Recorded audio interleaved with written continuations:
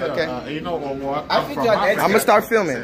I'm from Africa too. Just like when I was new in America, you know, when I went to get my driver's license, you know, I saw white ladies, I saw black ladies, and I felt that I should feel like home among the black ladies, but immediately they noticed my accent. That oh would my say God, to your face, it you're was African. terrible. They They treat will say to your face, not behind you. Yeah. They say to your face, you're African. and they'll ask you, like, they act like it's a bad thing. yeah, something like that. Okay. They make you feel like, oh, You know, like us. I'm gonna give you some knowledge. All right, y'all. I'm filming right now. I'm in the barbershop, just so you know. These guys are so cool. I just came in here. This is a black-owned business. They own this, the barbershop. They do braids. I might get my lineup, get my dreadlocks braided, and I'm gonna go next door and buy some essential oils for my hair. But I'm here, and this gentleman from Nigeria, correct? Yep, you're right. And what's your name? Ola. Ola. And where are you from, sir? I'm from Nigeria. From Nigeria. And what's your name? Steve. 7? Okay. So our brothers, we were just talking some real game. So like, you were mentioning how in America. Oh, okay. Yeah, let's talk. What's your name, brother? You're from Nigeria too? Yeah, I'm from Nigeria, bro. And what's your name? My name is Otono. Otuno? Okay, cool. So let me ask you guys, like, you said in America they treat you like being from Africa is bad, huh? Yeah, that's what they feel. They feel like you're inferior when you're in Africa. Okay, so we're listening to Future, guys. I know you heard Future before. Someone that's similar to Future, you guys heard of Young Thug? Yeah. You know Young Thug, right? Young Thug, he's a popular rapper. Young Thug came out with a video like a month ago. He was in the airport and he was talking to these black girls, and he pulled out money. They made him miss his flight for something. He missed his flight and he got mad at these black girls. He pulled out $15,000. He said, I'll give you this money right now if you quit your job, okay? And he started talking down to them. And you know what he told them? They turned around, they said, I don't want to be filmed. He pulled out his camera, he started filming like this. They said, I don't want to be filmed. He said, look at you guys. Look at you, it's your burnt hair. You look like you came from Africa. That's what Young Thug said. He said, your hair, you're looking burnt like you just came from Africa. And that hurt me so bad. I'm not from Africa, but that hurt me because I know the psychology of why. They have us so fucked up that we look like each other, but we don't even talk to each other. We think we're different. That's so fucked up.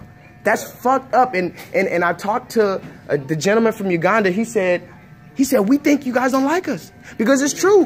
When you look at the movies from 1992, we used to call people African booty scratchers and, right? Right? African booty scratcher. That's an old school one, right? And they say it to your face. And we were kids. We didn't know what we were doing. We heard it from somebody else. But where did we hear that from? Why did we hear that? Why were we doing that? We didn't call little white kids little cavemen. Because white people, right? So what I'm saying is like, that's fucked up, bro. And just so you know, I'm filming this because I need to show our people that there's unity with us. We can have unity. This is the thing. Most Americans some of them don't want to call themselves African American. But I don't care what you feel. We are all you guys are African American. Okay, so like it or not. So but let me rather call themselves black that call themselves African American. So let me ask you this though. But the truth is, you come from Africa. Yeah, that's what they think. Over here. Yeah, I'm an African American too. That's the thing. I am an African American. I was born in Nigeria. I migrated here when I was young. But what about I have the 2 passports. I'm still African American. Okay, so can you guys at least admit this though? There's a unique struggle that we have because we don't know, as a black man who was born in America, and I can't go back to Nigeria and feel at home because, I mean, I can, but I don't know anyone in Nigeria. You guys would help me, yes, and I appreciate it if you help me, but I can't just go back and take my whole family and we know where to go. Can I tell you something? Yes, sir. I'm 100% sure when you go back to any African country, as in the way they will receive you with love, you know, you don't even want to come back to America. Yeah, that's the way we see Americans, because I used to have a different perspective when I was in Nigeria, because coming to America, when I see a fellow black guy, I feel I'm seeing a brother. Because yeah, it was until my first time, like I told you earlier, when I went for a job interview, I met this black lady. You know, I saw a white lady, I saw a black lady. So seeing a black lady, I said I should feel at home with the black lady. But the way she treated me, I discovered that even the white lady, she was even nicer. Wow. Yeah, she was even nicer to me. Than the black lady. Yeah, you know, since then my perspectives changed. You know, I felt maybe since then I just said to myself, maybe next time when I want to do anything, I prefer doing it with a white one. Wow. Yeah. So listen to that, people. He said he's coming from Africa. The first time he came to America, he got treated better by white people than he did by African Americans. So that made him want to do business with white people before he did business with his own brothers. But like, don't you think that it's kind of hard for us because we don't know where to go? Like African Americans, the ones who were born here, you know, we're between a rock and a hard place. Because my friend is from Sierra Leone. I have a friend from Nigeria and a best friend from Sierra Leone, and they both say they're gonna get their money and they got a house back home. They're gonna go back home. I can't say that. This is my land. This is my land. We're the only ones who didn't migrate here. So what I'm saying is, like, one, I'm trying to tell us we're the same, but it's kind of, you have to understand why there's that divide. Let me correct one impression. Okay. Not every black American is bad. Yeah, because I have a whole lot of friends at my work. Even when I have some challenges, some of them were actually nice, you know, trying to put me through. You know, not everybody is bad. It's just an individual thing. It was just my first impression. I thought it was same with everybody until I started meeting the good ones. Okay. You know, yeah. So what do you think about, like, the people that hang around here? Because, like I said, I went to that other Asian store and they treated me bad. Do you find that there's a reason that, do you think we should treat all black people like that? Like, do you think that they steal, that they just, they're... No. Because it's not written on the face if someone is bad or good. Right, you have to give each person a chance, right? Yeah. Okay, how long have you been in America? 2 years. 2 years, that's it? Yeah. Okay. Well, that's cool. This is the thing. The impression you give me will determine the kind of person, the way I will treat you. They say the way you dress is the way you're going to be addressed. Okay. That's the thing. If they see you at the middle of the day, putting hands in your pocket, who's not going to think otherwise? True. That's the thing. True. So you can't say because they treat you the way they treat you, that means everybody's like that. No. Nobody's like that. And hundreds of people walk into this shop every damn day. We don't care about the way you dress. Right. Because we are all equal here, we are all the same here. That's the thing. So maybe if they treat you like that because of the bad experiences they have gotten about blacks. That's the reason I can say they treat you that way. Because I've been there, like, I go to the corner store every day. So, and they never treated me that way. So I go there, I do my thing, get coffee, snacks, and go out. That is it. So why do you think American blacks don't have unity, but it seems like Africans within their countries, they have more unity? Like you said, you started this business and you were people who aren't your family, but you guys came together on like-minded terms, where people in America, we can't get together for more than a week before we're fighting. Why do you think you guys have unity? Or what can we learn from you in order to... It comes from family structure. From family structure, okay. It's unfortunate that the African American culture here is, the white man set up a thing like it makes you mind your business. Like, oh, you whip, like, example, you spank your kid, they lock you up. Yeah. But guess what? Down the road, they're building a prison. They have their own personal prison to whip him. To whip him. They don't want you correct him. They want them make money off it. But in the African community where we grew up, your neighbor can whip you. That's what they say. They take a community to raise a child. It takes a community. I've heard that. You rather, like when we were growing up playing soccer on the street, and maybe you see somebody an apple tree or say a mango tree, and it's ripe. Oh, come on, kids. You climb it. Right. And your neighbor came out like, oh, you're the one stealing my mango, right? I'm going to tell your dad. You start crying, oh, don't tell my dad. You rather walk to him whip you. Right. And forget about it than him going to tell your dad. So that's the difference. So it's the culture, is the family structure. That's where it starts from. I think that's true too, because I've noticed in all of the households that my friends are that are African, the parents are very, not strict, but they have very certain goals. Yeah, exactly. They have goals. They say, no, we're not doing that. You're not doing that. You're doing this. You're not doing that. And they know that. They don't break. They might do it away from their back, but when they're in front of their parents, they respect them. Like, they're almost 30 years old, my friends, and they're still like scared of their parents almost, you know. And I'm 43. My mom, they still talk to you as if you're still living with them. Yeah, and see, in America, that's another thing too. Yeah, they told me that in Africa, you can stay with your... I'm terrified, but even my mom still talk to me like a kid. Okay. Yeah. See, okay, so here's a question I'm going to throw all of you guys off, all right? I'm ready for... I want to see this, because I asked Reggie, he was from Uganda, I asked him the same thing. What about... What color... You guys are...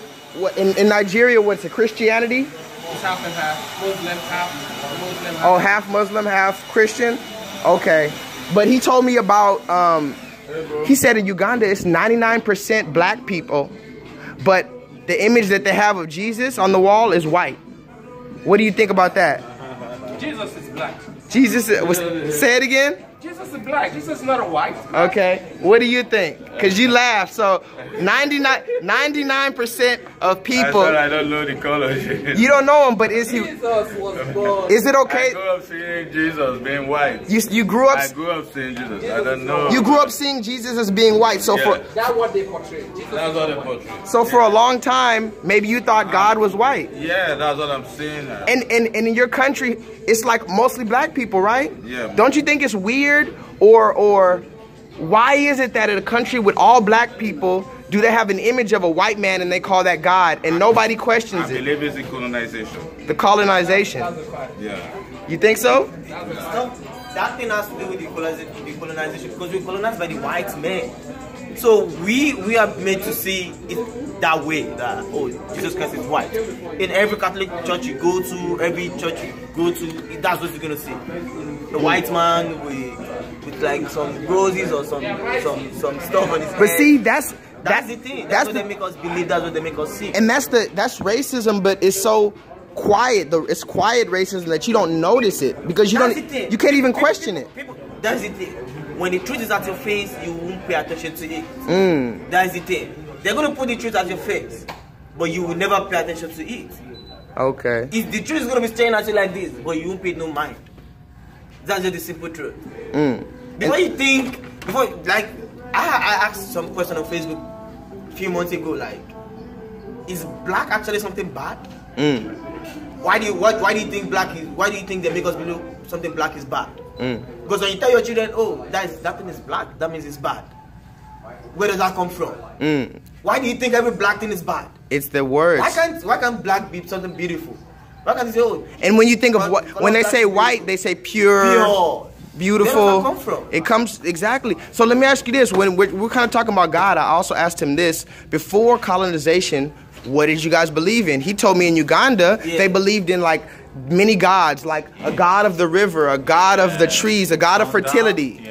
So we believe in that. So we have different gods. The god of the Ogun, the god of iron, the god of thunder, like different gods. But the god of water, like. And you respected these gods. You respected the water because there are people worshiping them till today. And is that things were so good then, because you know, when you commit a crime, those gods, they come after you immediately. You know, it's not something like, oh, you're gonna wait till no. So you guys know that this stuff is real. It's something that has to do with spirituality. It's a supernatural force that this is real, and you guys believe it. It's true. I believe that too. No, I believe that. I honestly believe that. So let me ask you this. This kind of goes into it too. What about like how they made it look evil or crazy? You know, when you think of the African tribal dances and when they're around the fire and stuff. Even some of our idols were stolen. Some of our idols were stolen by the white men. Oh, now what do you mean by that? Some of your idols were stolen by... some of our idols were stolen. If you go to, there's a place in London, they say they have these idols kept. The Orumila stick, the one you used to museums in London. You're gonna find idols They're going to write the history of the idols there. You're going to see everything there. Are they black men? Or they changed the image? Idols, like their image, like their carved images. Okay, but it's not of a human. Yeah. It's not of a human. It's not of a human. No, it's not. So why does everybody have a god? Like Asian people, they can look at a Buddha statue, right? It looks like Buddha. It looks like him. Every race has white people have the Jesus Christ looks like a Caucasian man. Indian people, they have Indian gods, Krishna and different kind of gods. Rama. Yeah. Mexican people and Aztecs, they have the Aztec gods, Quetzalcoatl. Why don't black people have any person we can look at and say, he's a god, or he's perfect, he's holy? Wow. Every black person we have, it has a stigma, or he did a crime, or he has some controversy. Why can't we look at one man who's this color? No, but Jesus, when we look at Jesus on the wall, or if you watch a movie of Jesus, he doesn't look like you. Let me tell you something. Okay, tell me. Let me know. Speak up. I want to hear. Before you speak on issues or subjects, you have to do some reading. I've done many readings. And when you do a research, you come to realize that there's nothing like white God or black God. It's just one God. Oh, I understand. I agree. So I'm saying the perception. It's a perception. I mean, people have perceptions. People think the way they want to think. But what is true is true. But see, okay, how about our children? Away from the fact that, like they were telling you right here, you don't run away from the obvious and thinking that it's going to be all right. It's not going to be all right. Okay, I agree, but let me ask you this. When you grow up, now I don't know how it is in Africa, but in America, you grow up with white Barbie dolls, you grow up with white Cinderella, white Snow White. Everybody who's beautiful is white. There's no image of a person who's your color who looks good. Every time we see a person like you, he's stealing, robbing, and killing. Hold on, wait. That's market. But wait, I'm telling you, this is in America where I'm from. Where I'm from, a person who looks like me is a killer, a robber, a stealer, a raper, a liar, okay? And the person who looks like the white man is usually Cinderella or Hercules or Babe Ruth. So our children, now you can do research and I can do research, but our children who's looking at the baby dolls and looking at TV and looking at the news and listening to music and watching movies, they're only seeing black people negatively. And that's for a reason. Simple question. Yes, sir. 6 years ago, who was the American president? Oh, Barack Obama, but don't get me started, bro. Just because you throw a white... We've heard of affirmative action. It is what it is, but what you have to look at, when you set a goal, you struggle, you want to achieve, so you want to be somebody, you get there. Barack Obama got there. Every other person, any other person. So do you think you can be? Do you think this boy can become president of America? He has to know what if he doesn't follow, see, so now they have to let you know about America. America is a lie. They're not going to let you get into the White Office, the White House, without following their rules. I think Obama got there. Obama did. Obama followed their rules. Obama was a black. He had brown skin, and that made people happy, and that made people not question him. Obama had brown skin. Fine, that's the way it was created. Obama's father is Cain. It's murder. It's cancer. Obama, both parents were highly educated. Obama's mom had a PhD. The father had a PhD. So what do you expect? But he didn't grow up with his father. He didn't. Matter, but he didn't have a mental picture of who your father is. Right, I understand, but he didn't. His mother had a PhD. He didn't grow up in a black culture, black The background. woman married again. The Indonesian man had a PhD. But he didn't grow up in a black background. He's not a traditional black man. He didn't grow up in a black background. His grandparents were white. He grew up in Hawaii and Indonesia. His mother was white. He didn't know his father. Well, many refer to him as a black man. Well, yes, of course. His father was from Kenya. Of course, I'm not negating that. I'm saying they're not going to let me and you in the White House. You know what? I think the problem with black generally is just that it's high time, when a white man tells us that the sky is blue, we shouldn't just believe, you go out there and look at the sky and make sure the sky is really blue, because most time once they tell us this, you just believe without even checking yourself. You do search on yourself. Yeah. I'll give an example. But sometimes when I talk too fast. Have you ever heard of Charles Bolden? Who's that? Charles Bolden. Charles Bolden? Yeah, I don't think I've heard of him. The first black man that went to the space. You know what he said? What? When he went to look for this job, he asked the question, how come there are no black people around here? And when they finally hired him, after like 5-6 years on the job, He now discovered because black people don't have the life for this job. That's why he never had a black man. They don't. Outside, somebody will say, oh, NASA is for only white people. But he found out later on, he was the first black man to go to the space. Okay, I agree. We do need to step up more, but we can't forget, like, just 50, 60 years ago, just 60 years ago, just 60, 70 years ago, we were hanging from trees out here. I don't know how it was in Africa, but 60 years ago, you couldn't have this business, or it would have to be a Negro-only business. 60 years ago, if you want to drink water from outside, you have to drink from a nigga.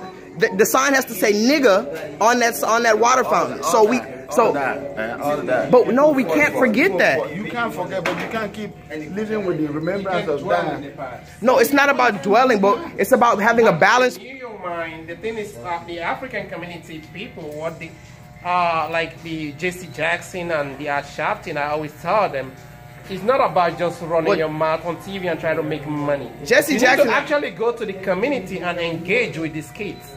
Jesse, and tell them this you're doing is wrong. Look at Chicago. Who is killing who? It's black people killing black people. I agree. So who do you have to blame for that? You are blaming white man that he gave them a gun? No. No. They killed themselves. And so it's pathetic, and it's about time we have to step up and like, okay, this is wrong. You call a spade, and they have to renew their mind and begin to move forward. Here's my thing. I agree with all of that. We can call a spade, and we can tell black people they need to do better. But wait. We can tell black people they need to do better. But who is telling these white people that they need to do better and they need to rectify all the shit that they did? Nobody. The white people did Wait, stop. Wait, let me see your shirt. Let me see your shirt. Open your shirt up. Yeah. Family at home, do some research on Tom and Jerry. If you watch the first episodes of Tom and Jerry, watch Tom and Jerry. No, this is real talk.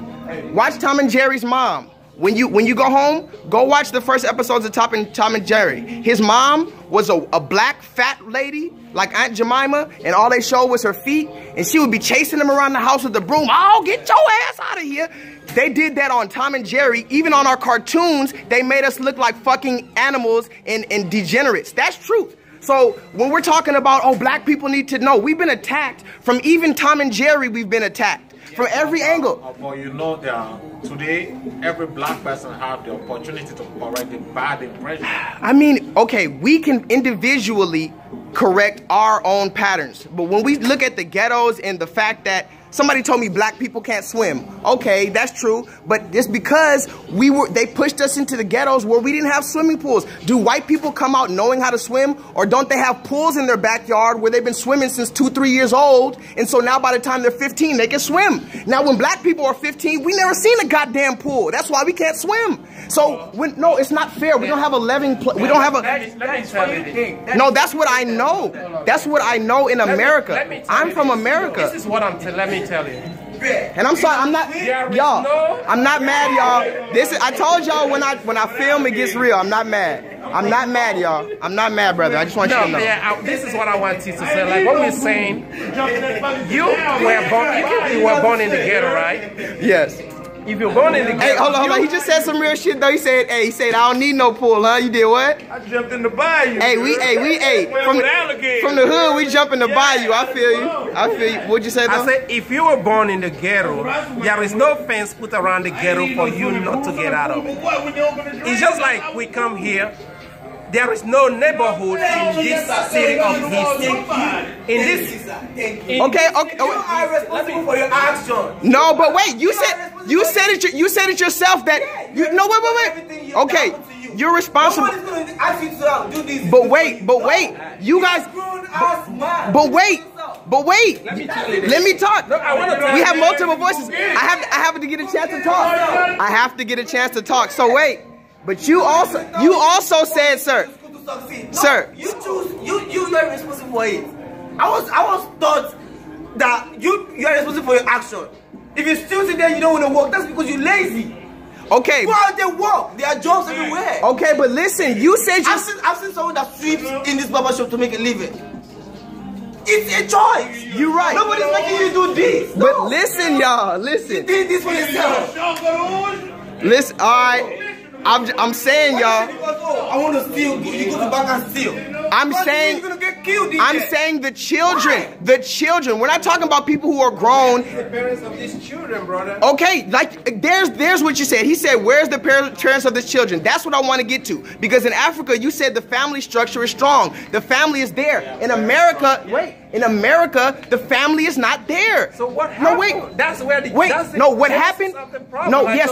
What happened is the fact that if I'm buying a house now in Houston, I'm not gonna go in the ghetto to buy a house because I have a child. But no, what I walk my tail off. You guys are not listening. In a subdivision where I know there is better school. But you're not listening to the point. I'm listening to you, but the problem you're having is the problem that affects the African American community because they don't accept their they don't take responsibility. No, it's not that. It's not that. It might be the problem. Nobody has been through. I heard you earlier. Sorry, I'm not quite. I heard you earlier say you walk into an Asian store and they were looking you crazy. Brother, I can walk into Rolls Royce at the Galleria. They're not gonna say nothing. A white man will walk behind me and give me a key to test drive that Rolls Royce. It's how you carried yourself. So how I carry myself is your own face. The way you carried yourself. It's perception. This man can be talking while you get down to business. It's how you carried yourself. Okay, so let's just slow down. I don't have to have money, but I can carry myself. I can drive. If you bet it, I will take you now. Get in my car. I will drive to Rolls Royce in Galleria, and I walk in there. I will talk to a white man. He will give me a key, and I give him my drive, and I will test drive it. It's how you carried yourself. Okay. I'm a combination weather by trade. But see, okay, wait. Let me ask an African. It's very few. It's like 5% of. Brother, you're from America, correct? That does that kind of job. Okay, so let me ask you how this: you present yourself among these white people, they respect you. That is have you never been followed around the store? You had money in your pocket. You were just an average man going into a store. Have you never been followed around a store before? Yeah, I've been followed. Multiple times. Wait, multiple times. It depends on what corner store it was. No, it doesn't matter what corner store it was, because he just said it's about how you carry yourself. What you gonna do to make money? What's that? The next time you walk into a store, get in your pocket like $1,000, right? Yes. Walk into the store. If somebody's looking at you like that, walk around, purposely watch them. Put something in your pocket, put it back down. And then come, and when they want to hustle you, let them bring you to the ground, call the police. Put you on handcuff, then you make some money right there. Maybe, but we see how people are getting shot right now. No, put it this way. Wait. See, we're getting too far off. Once you do that, the next time a black man walks around, I don't think y'all are really understand. Y'all need to, okay, I'm going to just go on, but I want you guys to study. You There's too. always a problem. I want you all to study. It's not going to go away. No, study what happened to black people in America. I understand you. Study what you go to a shop. black people in America, our families have been destroyed. Our families have been destroyed. Get back together. All it takes is everybody to turn that wheel. You understand? So one of the mistakes the African American community made here in America, when blacks started coming from Africa, some embraced blacks, some didn't. You see some families, African American families that married to black people from Africa, they're different from the ones that don't have that lineage in their family. Because some people never embrace. Look like Nigeria, for example. Nigeria, for a long time, used to be a country that had oil. How many African Americans went there to look for that money? How many? They never went. Guess who went there? The white folks.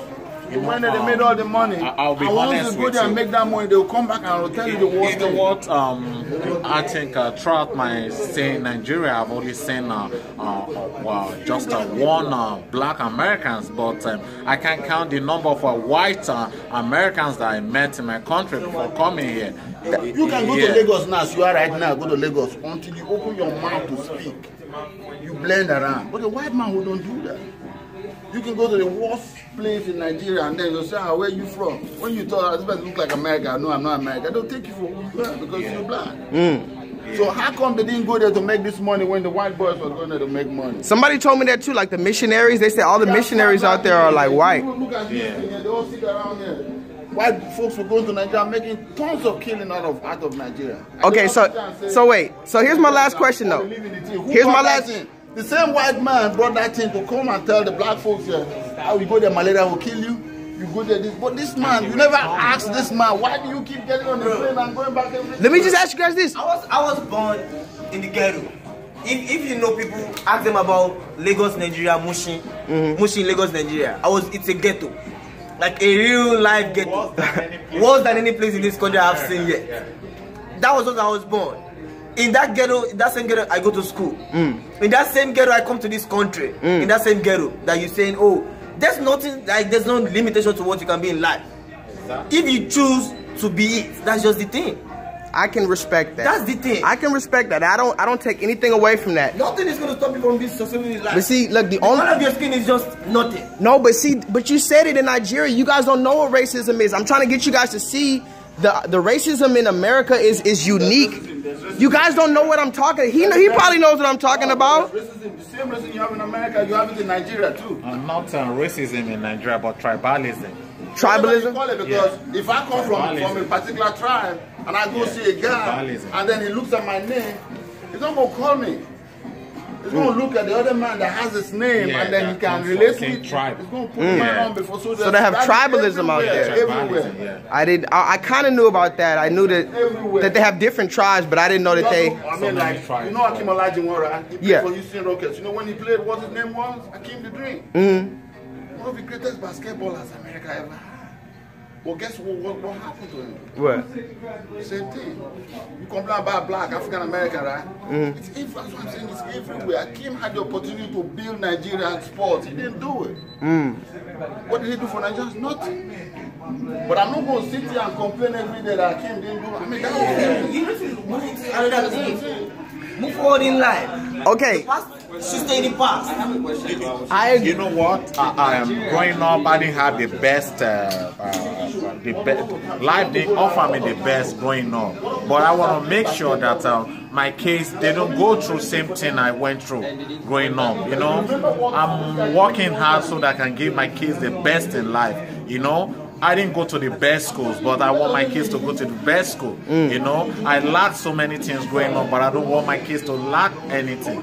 I'm not sounding like a dad that will spoil his kids, but I just want my kids to be comfortable. You know, I don't want them to grow up having this impression in them. Oh no, you can't go higher than this in life. You know. I'm not going to tell my kids that even though your dad is from Nigeria, you can't be an American president. So far you were born here, you know what I'm going to do for you? I'm going to give you the best education you need to sustain in life. You know, that's all I owe you. Then you just go out there and achieve your dream. So let me ask you guys this. This is the last thing. How can black people and African people, how can we unite? Can we ever unite as one? Are we one people? We are one. We are one. Except you choose not to be, or except you treat us with discrimination or something because we African. To me, we are all the same. So you don't think it's any? I don't think we're different. You don't think any, like, it's a little bit, sometimes maybe some Africans might make us feel that way too? You think it's only black Americans? As it is in Africa, in Africans, it's the same thing in Americans. We all can be the same. The people that are going to treat you like shit, it's a daily routine. That's what I'm saying. Like, everybody can like you. That's impossible. You think everybody's going to like you? No. If there are people that are going to hate you for who you are.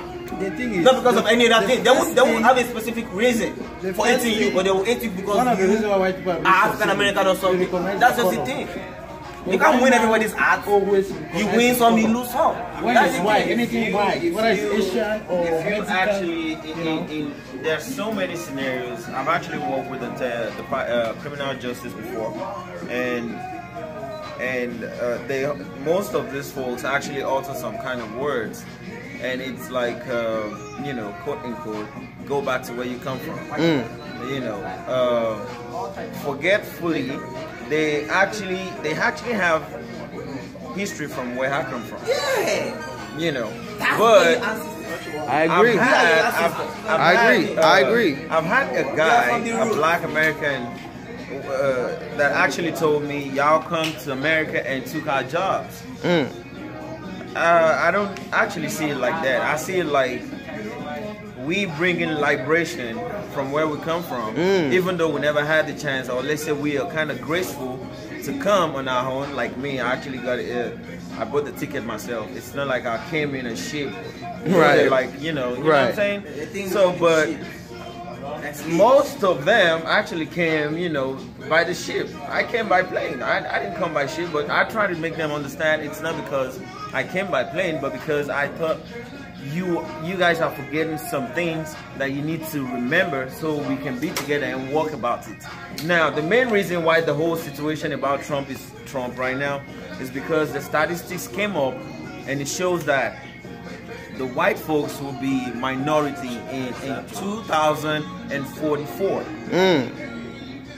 So in order not to make that happen, they need to start doing something now. And that is why we are here now, we need to like wake up and know how we can, you know, we can counter whatever approaches they are trying to take or make, you know, to make that dream come true.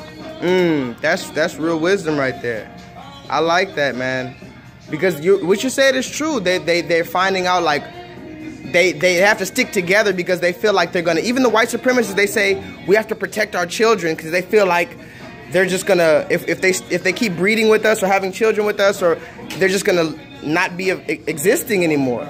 And you know what? I've been in the school system with A-Leave, and I can tell you 66% of white kids are actually living their lives like a black kid. Oh, wow. They're living their life. They do things, dance, do all those stuff. I've seen it. I've seen it, the little white girls doing dances. Because we bring the fun into I'm not saying African or black American, I'm talking about black generally now. We bring the fun, the kind of fun the white kids don't get. We bring it to them and they embrace it, they appreciate it, they take it and they work on it. You know what I think that kind of reminds me of, or not that, but it reminds me of like, remember when Muhammad Ali, when he said he went back to Africa and they were Ali Boumaye, and it's like, that whole idea, that's what I'm kind of, I'm wishing for. I'm hoping that we can just kind of like embrace each other, you know what I'm saying? That's why I have these conversations. Have you ever traveled out of the United States? No. Yeah, that's just the problem. Yeah. Never. That's the major problem. If you travel out of this country, you appreciate everything you guys are. Yeah. You don't know the value of something until you see people suffering. When you see some people suffering, you know the value of what you have in this You know country. what? I think a whole lot of black guys, they need to travel out of the shop of America. You know, They never leave when you the travel shop down this to country. That's Africa, what when they're you come suffering back, right you now. appreciate what Go you out and have. see people suffering. You know? appreciate everything you have in this country. You know the value of what you have. You say you work with TGCJ, right? Look at it like this. If a man commits a crime, he gets incarcerated, right? You feed him, you give him all the luxury. You want to discipline yourself, you want to know how things work for you, you need to plan yourself. Set up a priority for yourself. You know what I'm saying? I'm not talking about white folks. They know if they're white, they know they can get job easily. But firstly, being black is against you. Educated is most against you. That will look at you crazy when they I mean, if you come out and you're talking and you're talking sense, and the white man can shake his head and like, you are in trouble. Because they will look for everywhere to get you down. But if you are like 5 steps ahead of whatever they're thinking, you'll always be on top. Now, which actually brings me back to, for us not to be ahead, they plan some kind of neighborhood like this, and then put liquor store like 3, 4, and then they put maybe 2 police officers to just roam about, you know, and then everything goes on around here. You see people selling stuff and all that. I mean, making money, but you know, there are better ways to make legal money, you know. So it just seems like it's a cycle though, right? It's like, how do we break out of that? We got to teach our children. Exactly. Yeah. So that's what I wanted to, that's the only reason why I came, is to show that, like, just like you said, they set it up for us to fail. It's not that, oh, we're just black people, no, they actually set it up. And a lot of it is our fault for staying in that condition. But the first thing, before we say, black people, you're wrong, we have to say, wait a minute, they set us up to fail. So these failures that we see around here is because they were set up that way. They didn't come out the womb failures, they were set up. And the people who did make it out is because they saw the setup and they said, no, I'm gonna do something different. So that's the reason why, that's why I say it's important for us to, we have to say, yes, black people, we need to stand up and know who we are. But we can't stop there. We have to point at those other people who set us up. Because like I said, even in that cartoon Tom and Jerry, they were setting us up. You can look at old movies and old things, and they made us, in the 1930s, they made the black American, yes sir, yes sir, massa. They did that shit so that when a young man like him looks at a black man on TV, acts like that. So they think we gotta act like that. And white people, they look at that and they say, oh, look at these animals, yeah. So that's why they can justify treating us like that. Because look at them, all they do is dance and all they do is sing. So they set us up. And so I'm with you guys. That's why I came here. I love the whole idea of Africa. I love Africans. And I love their hard work, their ethic, their spirituality, their everything about them. But I want to show you guys as well why there's a disconnect. They've lied to us. They've told us that you didn't like us. Because you walk around ask any black American, they say, ask them, do Africans like you? They're gonna say no, they don't like us. They think we're lazy. They think we're niggas. They think we don't know. That's what we think. I'm telling you the truth. I know what you mean. I understand what you mean. All of my friends think that Africans hate us. And like I said, I just found out that Africans think that we hate them, and it makes sense because we've been calling them booty scratchers and this. Real talk. Yeah. Did you ask your friends? It's not if fair. They love Africans? My friends think that Africans are bad, and let me tell you this: not bad. My friends think that Africans are, stereotypically everything that they said. But what I'm trying to get people to see is, like he said, black Africans, we don't have a language. We should be coming to you like, man, teach me that language, man. Teach me what you're talking. I want to be able to speak like that so they don't know what I'm doing. We don't have a flag. You guys have a flag. You guys have your own clothing, your own type of food that you cook, your own country. You have everything. So how can we sit here in the gutter making fun of you guys? That was our fault. And I'm telling you, from a black American, I'm sorry to all of you guys. That was our fault because we didn't know what we were doing. Right. We were young. And if we had the right knowledge from real black men who taught us, we would have said, embrace your African culture because the blacker the berry, the sweeter the juice. These people are powerful, like you said. Them Kenyans, they just win the marathon like they just all the time. Every time you see a marathon, it's a nigga from Kenya in the front, and the white dude is like, and the dude from Kenya is just like, that's how we are. And so they made everything about us bad. They made it look like we practice voodoo and we're dancing they made everything of our spiritual dances, the tribal drums. Right. They made us look crazy like barbarians. They put the big, I know you see the cartoons with the big old lips and the nose ring and the big, everything. Just make it look hopeful. You know what I'm talking about. The new. Yeah, they got everything. So it's like, all I wanted to say and end it is, all these black people here, look, we started a dialogue. None of us fought. None of us called each other niggas. We're all coming in love. And I'm coming here to show to show that I can extend my hand to my brothers. And this goes all around the world. I do YouTube. I had somebody from Poland comment. I had somebody from New Zealand comment. Somebody from Europe. Oh, keep it going. I love to see your videos. White people, black people, Latinos, old people. They're going to see this. And somebody's going to see this and they're going to take that spark and they're going to move it forward. So I appreciate you guys. I love you guys. You know what I'm saying? God bless you guys. Thank you. You know what I'm saying?